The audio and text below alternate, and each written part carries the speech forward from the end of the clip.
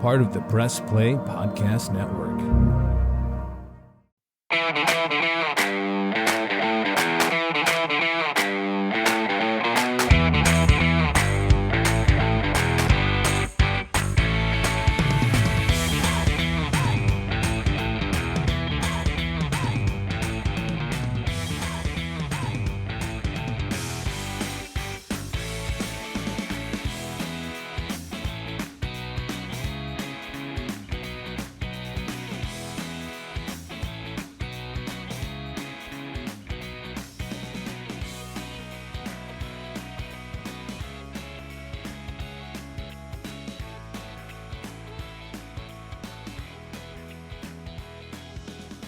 And welcome to another Reghi Roda podcast powered by MGM Northfield Park right here on the Press Play Podcast Network. And as we always do, we start things off giving a shout out to our fantabulous producer, Cordts, who makes sure all of you out there in the podcatosphere are able to get the RnR podcast on a regular basis. So Ty, thanks for everything that you do. And Reg, we figured we'd tell some more stories this week. And you and I were talking before the podcast, where I said, well, what direction do you want to go in this week? And I said, let's look back at our career covering sports for 30, 40 years, whatever it's been now between you and I, and maybe pick a game or pick a season or pick a team that was, I guess, memorable or so much fun to watch and call or to be a part of. So you've got somebody in mind with your baseball days, right? Yes, I do. And at first you said that, I got to say the night that we were together, though, and just as an aside, and in a Cavs playoff game against the Detroit Pistons, that was just phenomenal, and how one player took that over. I'll always remember that because you and I were together and sharing that game experience. That was 07, Game 5, Cavs, Pistons, Palace of Auburn Hills. LeBron James goes for 48, scores 29 of the last 30, I think 25 straight or whatever it was, Reg. Yes. And you and I and Chris Fedor was there as well. We were sitting just behind the basket watching that unfold. So when we get to our stories about the greatest individual performance, we'll tackle that one because I hope I didn't steal your thunder. No. I thought you were going in a different direction. I am. I'm going to go in a game direction. All right. The greatest game I have ever seen. Now, my favorite game that I've ever been to, was the 2014 National Championship game, college football playoff year number 1, Ohio State, Oregon. They're playing at Jerry World, right? And the Buckeyes had just upset Alabama in, the first round of the playoff. And now they're going up against Marcus Mariota and Oregon to try and win the national championship. And to walk into Jerry World and just look around at the amazement of that stadium and the scoreboard from like the 30-yard line to the other 30-yard line, I found myself watching some of the game with my eyes on the field and then a lot of the game with my eyes up on the Jumbotron there. And the reason that one was special, Buckeyes obviously win a national championship, but that was Cameron's senior year at Ohio State. Sure. And he got to work the game with me. So we went together to that game, and he helped me work for WHBC radio covering that one. And we had a blast in doing that. So that's my favorite game. But the greatest game I've ever seen played, Reg, that I covered was also an Ohio State football game. And some people, is it that 42-39, 1-2 Michigan game at the Shoe? That's close, but not quite. The greatest game I ever covered, January 3rd, 2003, Sun Devil Stadium on the campus of Arizona State.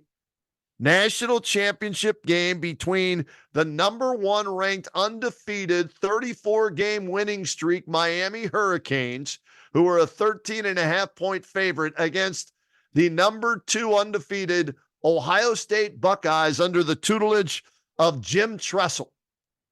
And all week long, Reg, and I was working at WKNR at the time, and we just heard how the Buckeyes had no chance whatsoever in that game. They were going to get blowed out. It was going to be a laughing stock. Miami's going to go back to back. And Larry Coker, the head coach, going to win a national championship and all of that, right? And you know what? We go there that week, and I'm staying out in Tempe, and my goodness, what a campus Arizona State is, Reg. Have you been to Arizona State, Michael Reghi? I've been to Arizona State. Yeah. Yeah. Yep. A lot of fun can be had at Arizona State, and the sights and sounds and the activities that are available there. A lot of fun, especially when it's bowl week, and it's brought to you by Tostitos, the Fiesta Bowl, right? So we're there eating for free, drinking for free, staying for free, getting an opportunity to watch the national championship game between Ohio State and Miami. And whether or not the Buckeyes were going to win or not, it was going to be a week to remember. And I'm doing my show from the hotel lobby, and Buckeye fans are coming in left and right. And we're handing out T-shirts that we had made up and just having a blast. And one of the side stories that I remember, I'll give a little plug to my guy, Scotty Merck from Merck's Ticket Agency, 216-433-0055, Scotty Merck, right? We're doing the game there, and Joe Fritchen gets to go to the game with me, right, as my engineer. Mm-hmm. And Joe couldn't get a credential to the game because we only got one credential for the radio station. And so I call my guy, Scotty Merck. I say, hey, Scotty, I got to get Joe into the game. We got to get Joe a ticket. I don't care where, just get him a ticket. And Scotty's like, it'll be there within 3 hours. And I'm like, what? And next thing you know, I'm poolside, drinking a margarita, catching some rays, waiting to do the show that day.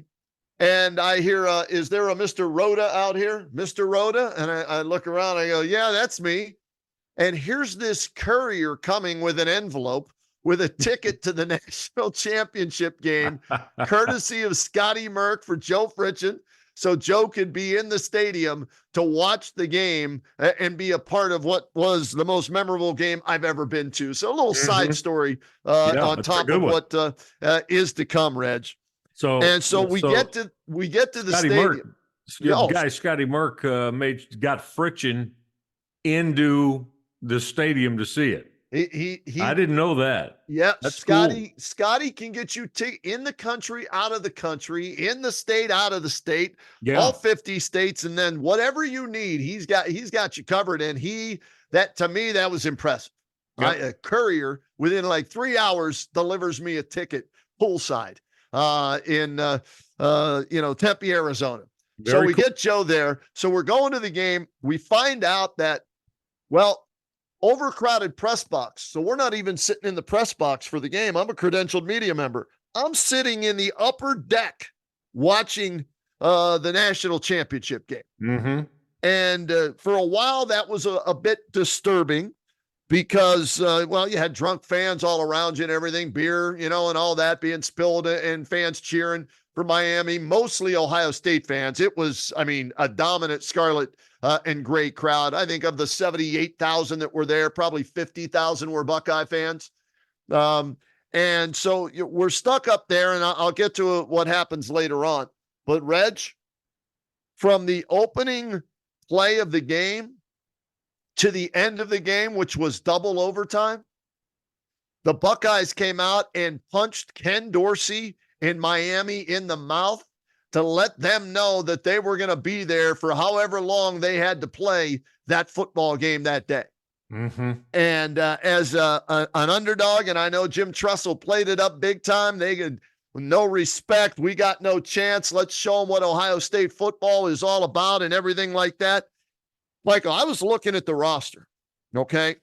And if you go back and look at the roster for that national championship game, of the 43 starters that played in that game, and I say 43, you say, wait, there's 22 on each side for both. No, yes, there's 44 total, but Chris Gamble played wide receiver and defensive back for the Ohio State Buckeyes in that game. And he did. That's right. He had a big play late in the game that we'll get to, and talk about. But of the 43 starters, 37 ended up being drafted in the National Football League at some point in time, either after that season or a year or two later, right? We're talking the likes of Ken Dorsey, Kellen Winslow Jr., Sean Taylor, Roscoe Parrish, Willis McGahee, who blew his knee out in that game, Andre Johnson, Jonathan Vilma, Vince Woolfolk, Antrell Roll, Frank Gore was on that team, Brett Romberg, Vernon Carey on the offense. And that's just the Miami side of things, right? Yes. Yeah. Then you flip the script, you look over at the Buckeyes. Will Smith, Michael Jenkins, Chris Gamble, Kenny Peterson, Mike Nugent, Dustin Fox, Mike Doss, Bobby Carpenter. Did I mention A.J. Hawk? Simon Frazier wasn't drafted, but he played 4 years in the league. C. Grant, Santonio Holmes was on that roster. Wasn't a big part of that team, but was on the roster. Just a plethora of talent in that game, Michael. And looking back on it after all these years, it was an honor to be at that game covering this battle between the dominant team in Miami and the no chance underdogs Buckeyes. And then for that thing to go double overtime, questionable pass interference penalty when, Michael, fireworks were shot off. I the remember. Miami Hurricanes sideline came running onto the field thinking they had won the game 24-17, and they're throwing their helmets up in the air, and I was standing right by it. And that's the great thing. I told you earlier, Reg, we were in the upper deck. Yep. Well, they announced to us with 7 minutes to go, we were allowed to go stand on the field for the rest of the fourth quarter. Little did we know it would go to double overtime, right?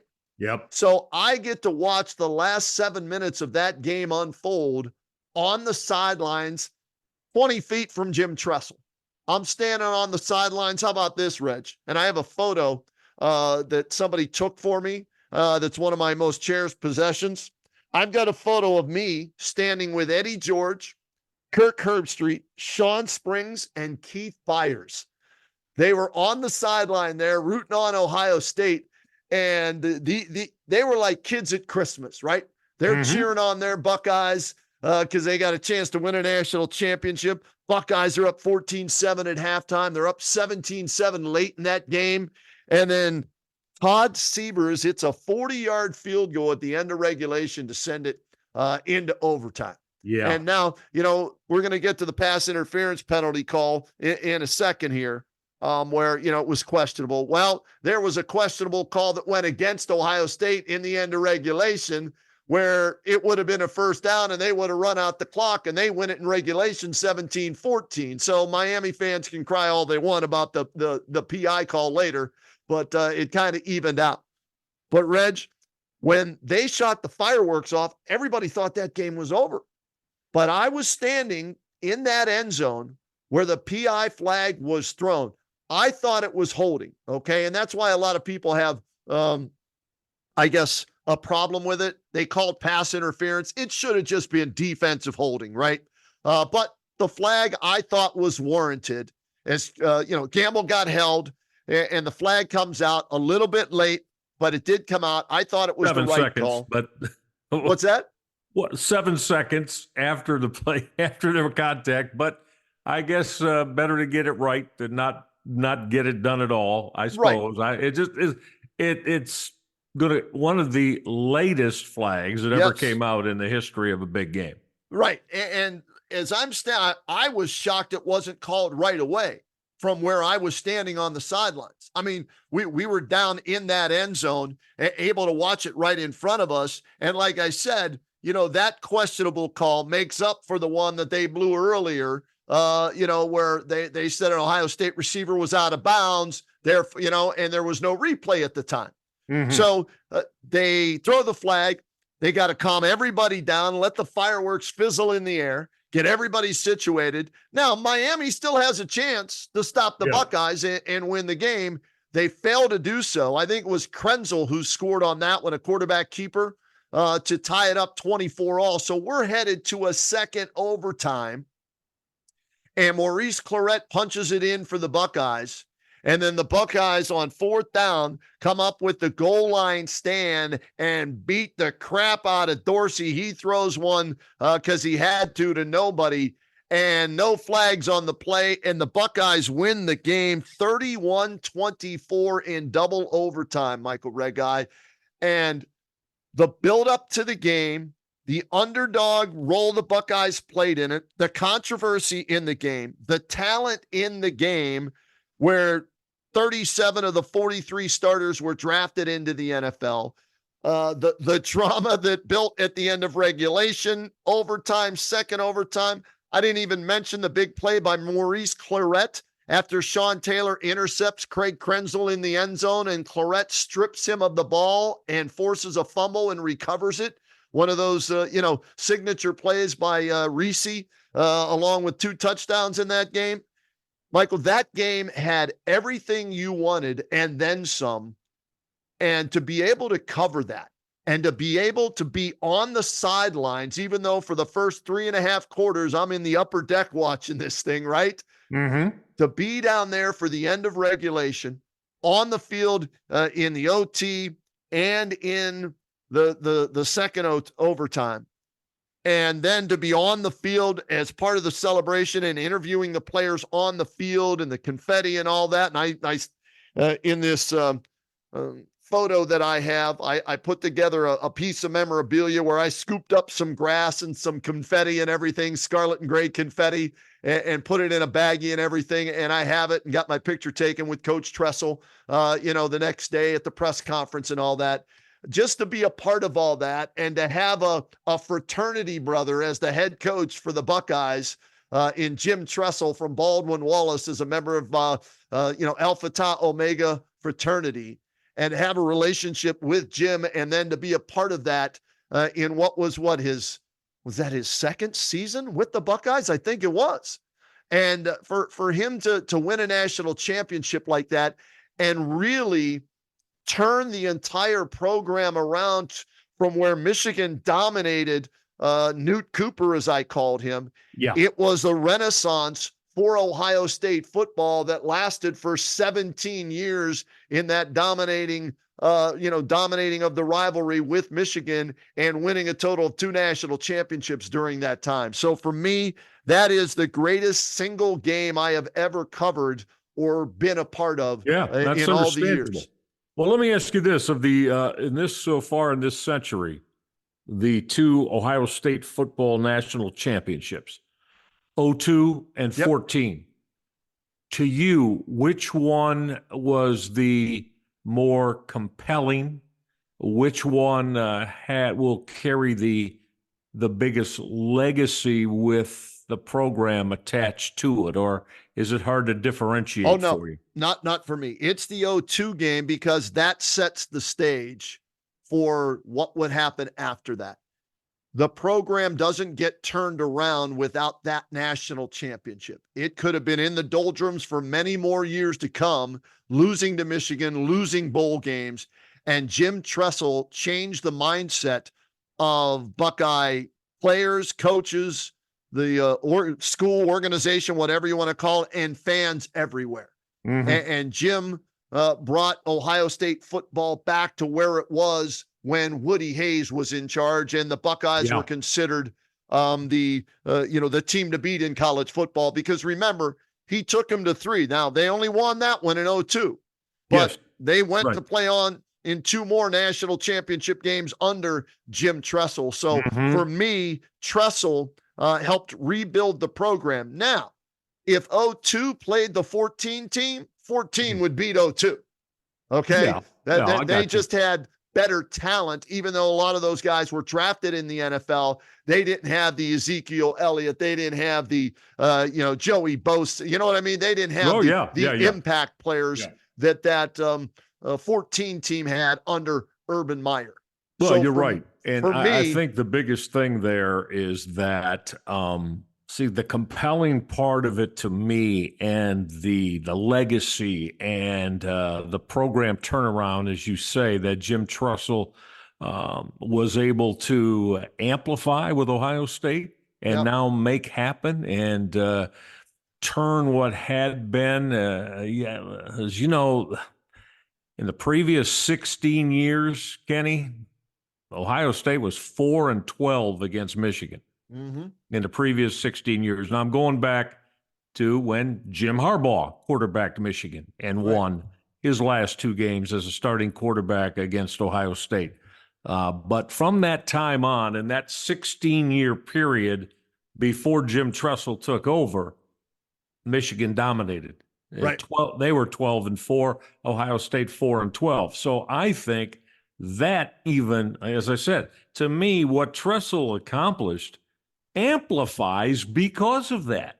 If not that I know Ohio State fans wish they didn't have to go through that decade and a half period of only beating Michigan 4 times, but the significance of where Ohio State again got their mojo back, so to speak, was Jim Tressel taking over and getting the understanding. What was the first thing he said? I think he was at St. John Arena.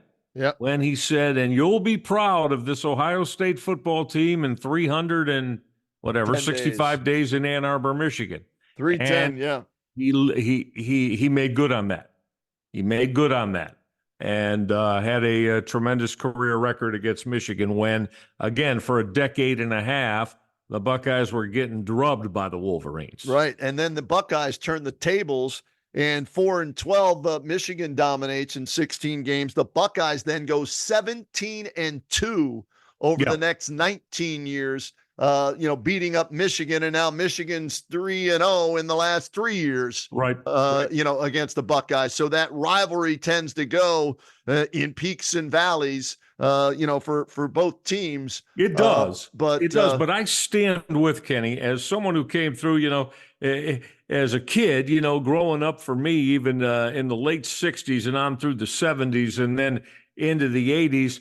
It not quite this way, but when I say this, basically it was Ohio State win this year, Michigan win next year. Ohio State win, Michigan win. It was virtually that, Ken, for, as I said, 3 decades. Yeah. So to me, if you would have told me there's going to be a stretch of 16 games, Michigan and Ohio State games, where Michigan wins 12 of them, and then a stretch of 20 games where Ohio State wins 17 of them, I would have told you you're out of your mind. No. One team is never going to go through that kind of stretch. And I'd have been dead wrong because, as we've said, there have been 2. And when you talk about 16 years, Ken, and you talk about 20 years, I think that's a lot of football to be played. When you go through one team winning against their rival, that's significantly in a 16-year stretch, and then a 20-year stretch. Again, to me, no, that's never going to happen in this rivalry. But it did, and a lot of that, I don't know. I mean, coaching with Michigan, Bo Schembechler started that run for Michigan, and then Lloyd Carr continued it. And then, of course, as you said, it took Jim Tressel to come in and turn the favor on the side of the Buckeyes. And one of the things that Jim has told me numerous times, the 2002 season, they win the national championship, but he said the 2001 Michigan game is where it started because they beat Michigan when they were the underdogs. And that brought the belief back to the program when they upset Michigan in 2001 in the end of the regular season. And then that carried the momentum into the offseason, and that brought Mike Doss back for his senior year, right? He comes back and 3-time All-American, wins a national championship, defensive MVP of the Fiesta Bowl, and then gets drafted by the Colts, I think, in the second round. But that was the beginning of all of this. Beating Michigan the previous year and then beating them again to clinch the Fiesta Bowl berth, and then surprising Miami in what to me is the greatest sporting event I have ever been to for all the reasons that I just laid out here over the last 10, 15, 20 minutes. I remembered very, very well as you went to it, were there, and you laid that out beautifully. But I was calling the Cavs at the time, and I was January 7th, right? Cavaliers were playing in Toronto. Oh, wow. So, came back to Cleveland. It was the end of a road trip. So came back to Cleveland. So on the plane that night, and a couple of, somebody yelled out the score. Hey, Ohio State's winning. So like, wow, that's so I got to see it, taped it, of course, saw it all the next day, but was with the Cavaliers calling an NBA game and just happened to be even out of the country in Toronto that night. So I didn't find out about it or see it until after the fact. But yeah, a beginning of a tremendous Jim Tressel-led run for the Buckeyes. And another side note to it, we gave you one Scotty Merckx story about delivering tickets in the desert, poolside.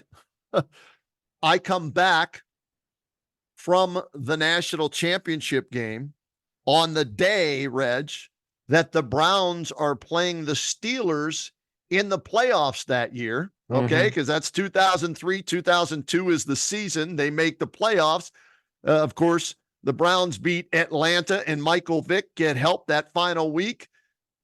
Tim Couch breaks his leg. They make the playoffs. Kelly Holcomb has to start. They go to Pittsburgh. They're blowing the Steelers out. Dennis Northcutt drops the ball on the third down play. Steelers come back and win. We're finding that out like you did with Ohio State on the airplane on our ride back from Arizona. So got to see the greatest sporting event ever, and then a tough Browns game on the way back. The pilot kept us updated on the flight home from Arizona that the Browns blew a big lead and lost to the Steelers in the playoffs. Yeah, no, I got you. And for me, and you team-wise, right? Yeah.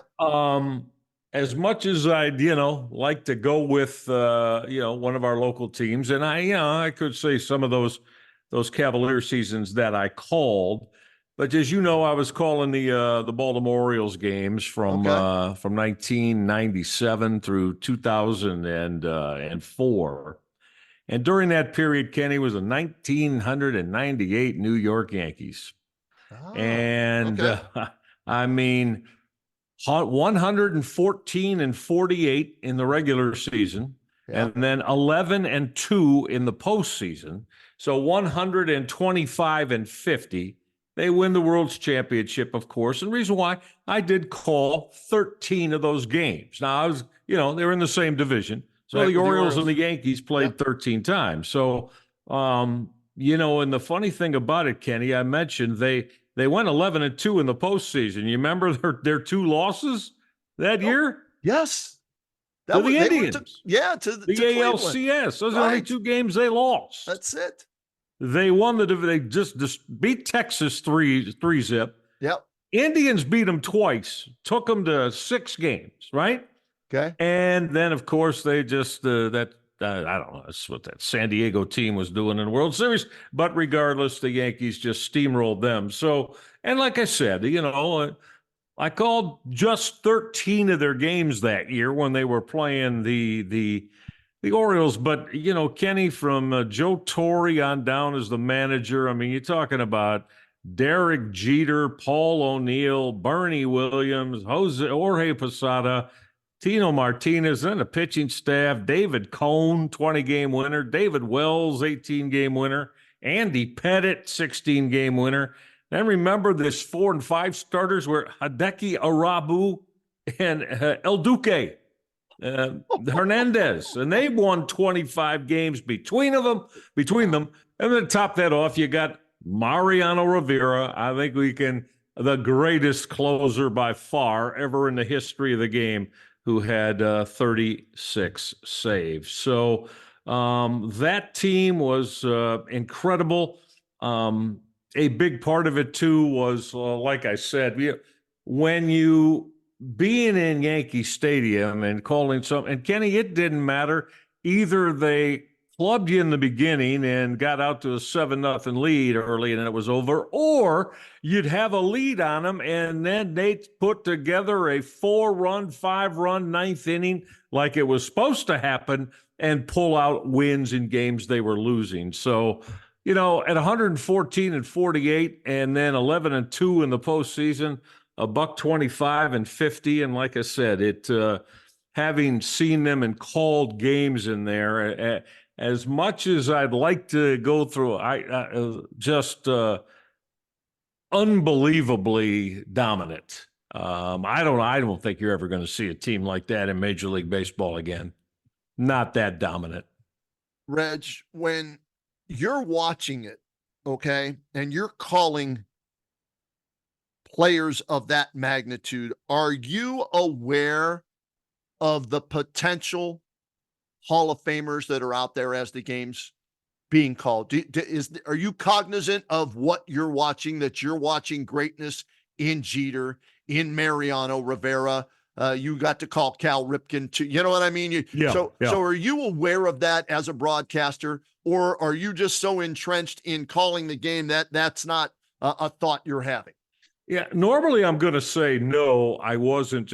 I was so entrenched in calling the game. But Kenny, I'm going to tell you, and I know a lot of, but I'm saying this as a guy who just loves all sports, but certainly, again, my having the opportunity to call Major League Baseball for 8 years and go to Yankee Stadium, and call 10, 11 games a year during that time in Yankee Stadium. I mean, to me, that was always something very special because it was hard. Many times, Ken, I'd go out early and, walk out to the monuments and it's almost like you can feel Joe DiMaggio. You can feel Yogi Berra. You can feel Mickey Mantle. And any other of the Yankee immortals you want. And I get it. I get it. Most of you probably listen to this podcast, we're not a fan of the Yankees. Well, I wasn't a fan of the Yankees either growing up. I didn't grow up in New York City. But Kenny, when you go there and you're calling games there and you have as many people in baseball say, oh, you'll feel, this is the old Yankee Stadium now, the original, right? Oh, you'll feel the ghosts because they'll come out. Those ghosts will come out. We'll say, yeah, okay. But people, the ghosts, they'll come out and help the Yankees get over the top when they're down. And you know what? Literally doesn't know, but Kenny, that place was just like I said, it made me stop and think virtually every time I was in there and going out to Monument Park. And it's if you love the game, it's something that was absolutely above and beyond everything else from every venue and every place you can be. And remember, I grew up as a kid, and I'm pleased. I think many fans. The old Tiger Stadium was very legendary.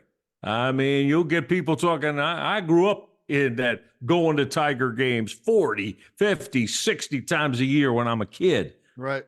But Yankee Stadium, man, it has that special it factor about him for all the reasons that I said. Was there in all the years, not just that season, 98, in all the years you got to call games at Yankee Stadium, is there a game that stands out, is the most memorable for you as a broadcaster, or maybe you ended up going as a fan?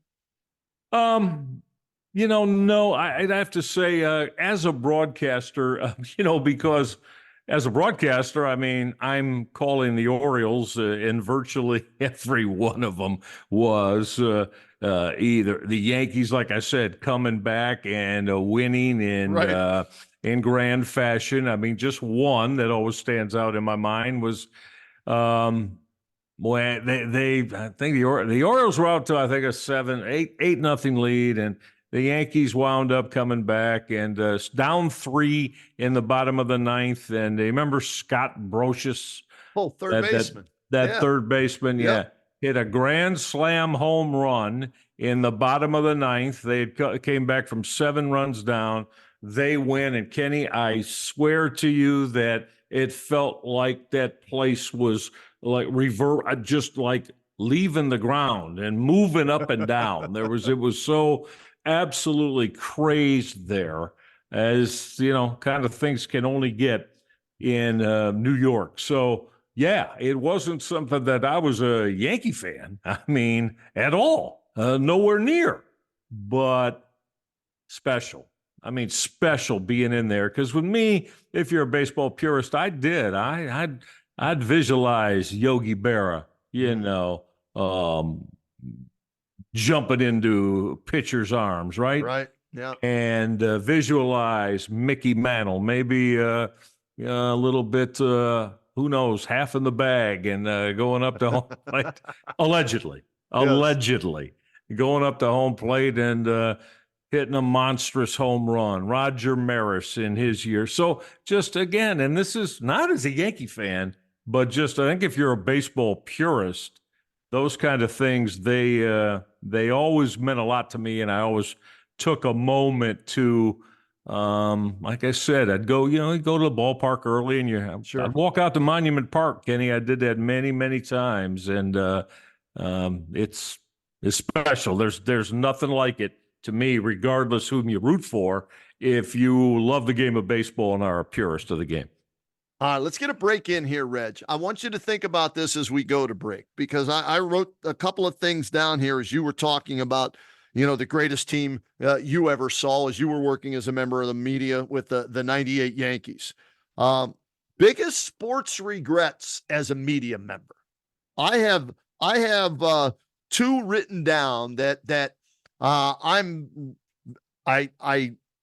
want to just knock myself silly because I didn't do this or I didn't accomplish this. Yeah. Okay. So I want you to think about that. We got to get a break in here on the RnR podcast powered by MGM Northfield Park on the Press Play Podcast Network. And when we come back, I'll share with our listeners what my biggest sports regrets are as a media member. And if you've got 1 or 2 or whatever it is, you can share yours as well. And we'll do that next. So don't go anywhere. What's up, everyone? I'm Holly Wetzel. And I'm Tyrus Powell. And we are your hosts of The Orange is Oranger, a Cleveland Browns podcast on the Press Play Podcast Network. We give you all the dog pound coverage that you'll need to get you through the regular season, hopeful postseason, and I'd say off-season, Tyrus, but is there really ever an off-season for this team? Thankfully for our podcast, Holly, there really never is when it comes to the Cleveland Browns. Don't miss our breakdown of each week's matchup, game recaps, and any and all news out of Berea to feed your Browns appetite. As we know, Holly, dogs gotta eat. Yes, they do. So hit that subscribe button and never miss an episode of the Orange is Oranger, Cleveland Browns podcast on the Press Play Podcast Network. Hey, the Roadman Kenny Roda here for the Reghi Roda podcast, and a big shout out to our title sponsor, MGM Northfield Park. If you haven't been, what's wrong with you? You want a good time? Head on out to MGM Northfield Park. Here's what's happening this coming week. Doors open at noon for simulcast races every single day. They have live racing on Tuesday, Wednesday, Saturday, and Sunday, post time 6 p.m. Saturday, March 9th, it's the Road to the Derby contest. Registration is from noon until 2 p.m. Weekly $500 prizes. And Sunday, March 10th, they have the Sunday Handicapping Contest featuring Gulfstream Park. Registration for that begins at 11 a.m. and weekly prizes there up to $900. Where is all of this happening? It's happening at MGM Northfield Park. Head on out and tell them Reghi and Roda sent you. Hey everybody, it's Sam Amico from Cavs on the Break NBA podcast. Be sure to give us a listen for all your Cleveland Cavaliers recaps, analysis, breakdowns, draft talk, free agency. The list goes on and on. Give us a listen, Cavs on the Break NBA podcast. Looking for new insights on the Cleveland sports scene with a unique side of Cleveland sports history? Then you found the perfect podcast. I'm John Sable. And I'm Scott Sable, and we're hosts of the Sable Brothers on the Baseline podcast, a podcast about Cleveland sports, but not your typical podcast about the land's sports teams. Join us as we embark on a journey of sharing a unique and historical side of Cleveland sports history with the help of some former Cleveland sports stars and other historical figures. All right here on the Sable Brothers on the Baseline podcast, part of the Press Play Podcast Network. Hey, gang, the Roadman Kenny Roda here for the RnR podcast. And guys, here's a topic you probably don't talk about much, but needs to be talked about, right? You want to take care of business between your twig and berries below the belt, if you get my drift. Well, guess what? We're here to help you out with the Lawnmower 5.0 from Manscaped.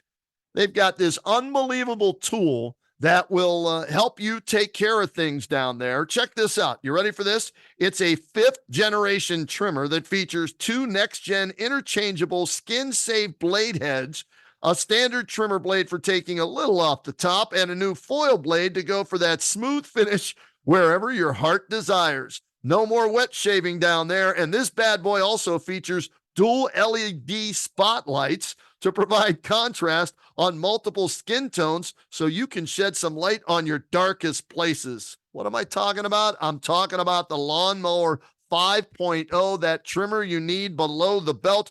And check this out. Here at RnR, we've got your back, or you know what I mean. Get 20% off and free shipping if you use the code RANDRP3. That code again is RAND, RANDRP3, and you go to manscaped.com. So you get 20% off, and on top of all that, how about free shipping with that code? RAND, RANDRP3. Use that code at manscaped.com, and you will thank us. And we return to the RnR podcast here on the Press Play Podcast Network. We are powered by MGM Northfield Park and being produced by the man, the myth, the legend, Cordts. We appreciate all that he does for the RnR podcast. And Michael, we went to a break there, and I brought up regrets maybe that you or I may have in our years covering sports, or maybe even as a fan, as we look back on all the years we've been doing this. And I'll start on this because you jarred something as you were talking about the 98 Yankees. Mm-hmm. As a member of the media, all right, I got to cover the Indians 95 through 97 on the 10th inning show, but I never got to travel for those shows. Okay. What I mean by that is I never got to go on the road. Right. To do I was the newbie.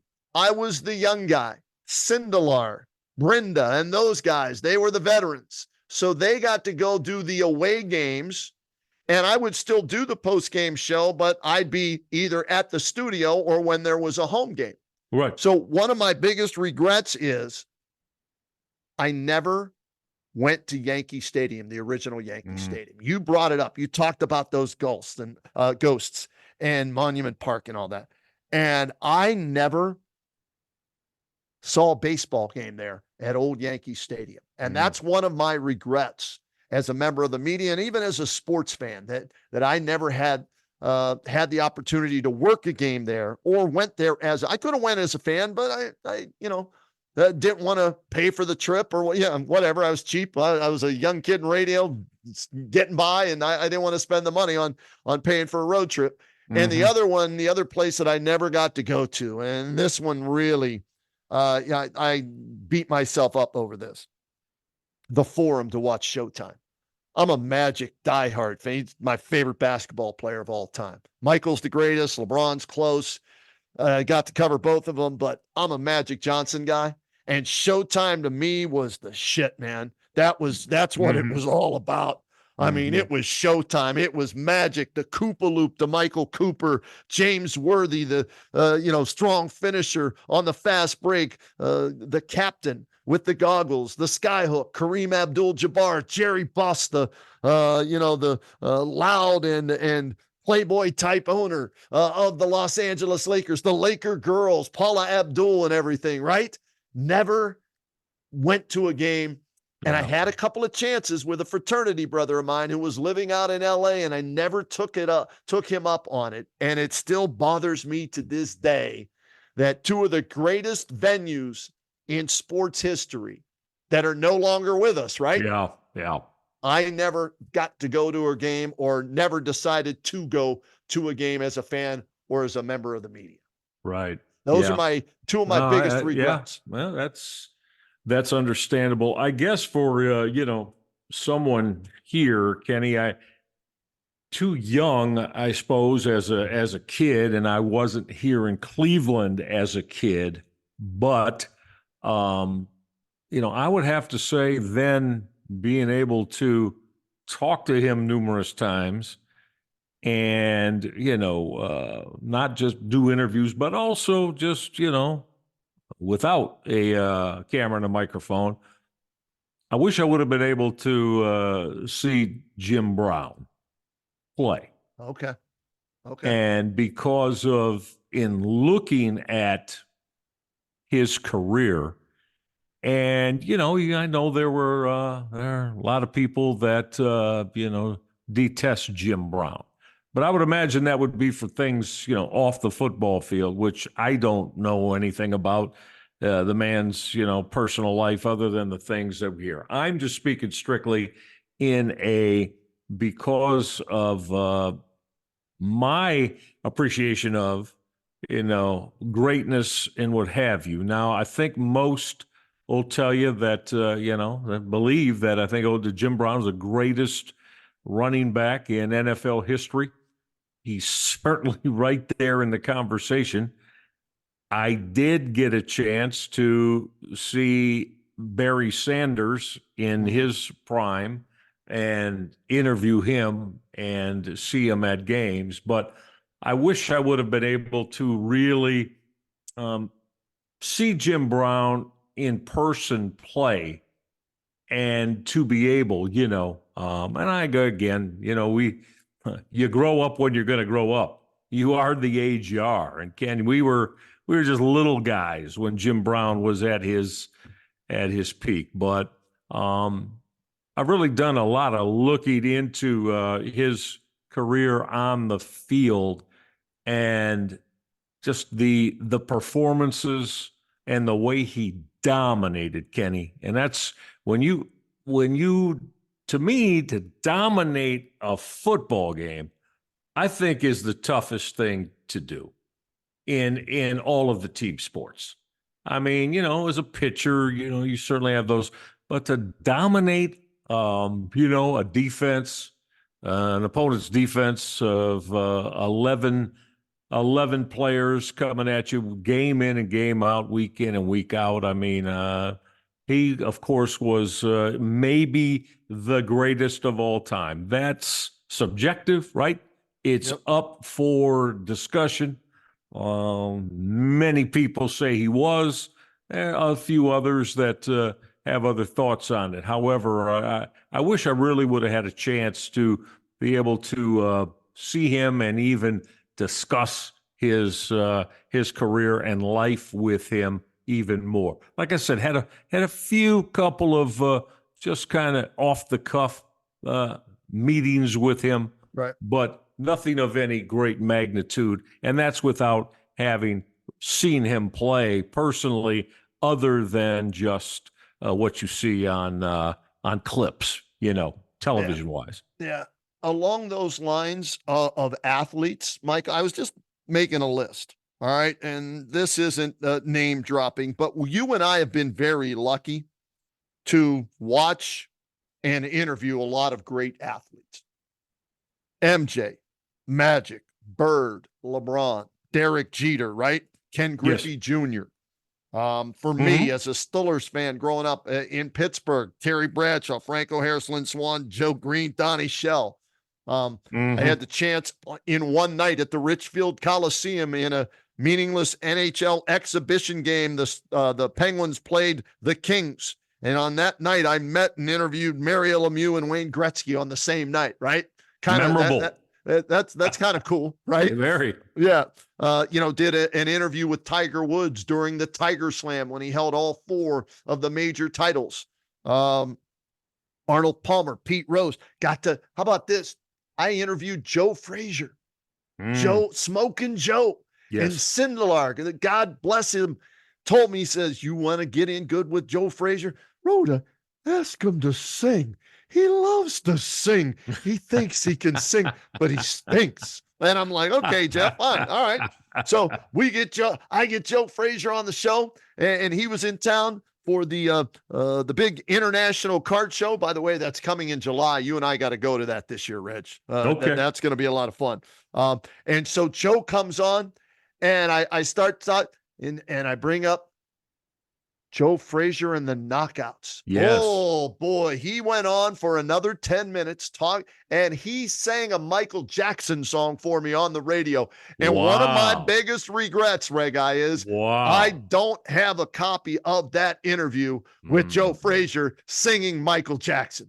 I remember it. I can do a little bit for you right now when something like this and think about Joe, right? This Joe Frazier singing. Yeah. I don't know what's gonna happen, baby, but I do know that I loved you. And Very he's good. singing. Yeah. And Reg, I'm crying. I'm laughing, and I'm thanking Sindelar because you get him talking about singing because he thought he could sing, and Joe Frazier and the Knockouts. And the Knockouts, that's right. And so one of my biggest regrets is if anybody has a copy of this, get in touch with me, please. Kenny Roda at WHBC.com. That is my email address. Send it to me. If you heard this and somehow, some way you got a copy of the interview I did with Joe Frazier and him singing, I'll take you out to dinner. I'll give you a piece of memorabilia that I have that you might want, because to me, that was priceless. It was a special moment. And so that's another one of those regrets that I have as a media member, Reg.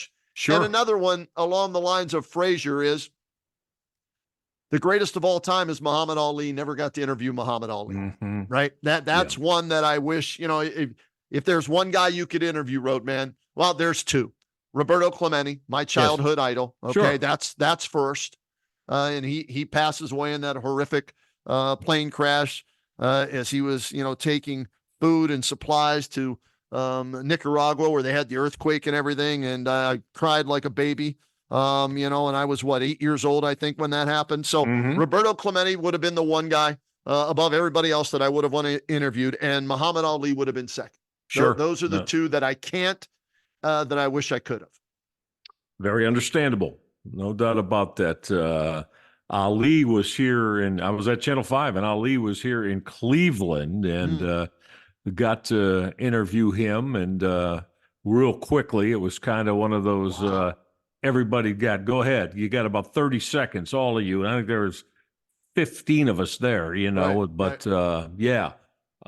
just to be able to be around Ali and Kenny, I always remember the entourage with Ali as he moved around, I think was as fun, as priceless as actually, seeing the man do his thing and in the ring, which was maybe the best of all time. But always amazed me, the entourage that the fighters and all the boxers go with. And for me too, I think I mentioned to you before, I do have to mention just real quick. Yeah. In 1985, the marvelous Marvin Hagler, Tommy the Hitman Hearns, 2 minutes and 45 seconds of absolute mayhem. I have never seen two fighters deliver those kind of blows to one another in a round's time that both of them bloodied. And I was there, Ken. It was in Vegas. And I was there. I happened to have an opportunity to go to that, and that is, for something that didn't last real long. Wow! It's maybe the most memorable sporting event. No, I won't say most, but right up there with one of the most, because of the magnitude of those two at that time. And Ken, if you remember that, and also those two in particular, but with Sugar Ray Leonard. And that division, at time it was the middleweight division, but I mean, that was the thing then. Yeah, it was. Forget the heavyweights. Those three guys there, Leonard, Hagler, Hearns, were otherworldly during that period. So had a chance to see that fight, and that was tremendous. Yeah, there's one more I need to get to. I've never had the chance to interview Jack Nicklaus, and interviewed Arnold Palmer, interviewed Tiger Woods. Haven't had the chance to interview the Golden Bear, Jack Nicklaus, and so that's something I'm hoping maybe with Matt Colleague and the Colleague Championship out at Firestone. The ultimate, maybe somehow Jack's going to come back, because I have photos of Jack playing in that tournament when it was on the PGA Tour, but I never interviewed him there. So that's one I'm hoping that's on my my list of things to get done maybe in 2024 is try and get an interview with Jack Nicklaus. So I don't regret not doing that if you get my drift. Sure. Hope it happens. That'll be a big one. No doubt. All right, Reg, we're going to wrap this baby up. A lot of fun. It seems like our loyal listeners out there love our stories from behind the scenes and, things they don't get to see or do. So we'll keep these coming, and we're going to line up some guests too in the coming weeks here on the RnR podcast. So we'll keep it fresh, and we'll get into the Cavs playoff stretch as well as the NFL draft just around the corner. And, Guardians baseball going to be starting up soon here as well. So we'll cover all of that and then some here on the RnR podcast. Should be a lot of fun, Michael. Absolutely. Look forward to it, Kenny. All right. Sounds great. Thanks again to our title sponsor, MGM Northfield Park. We appreciate them, and our producer, Cordts. Everybody out there, we'll talk to you again soon here on the RnR podcast.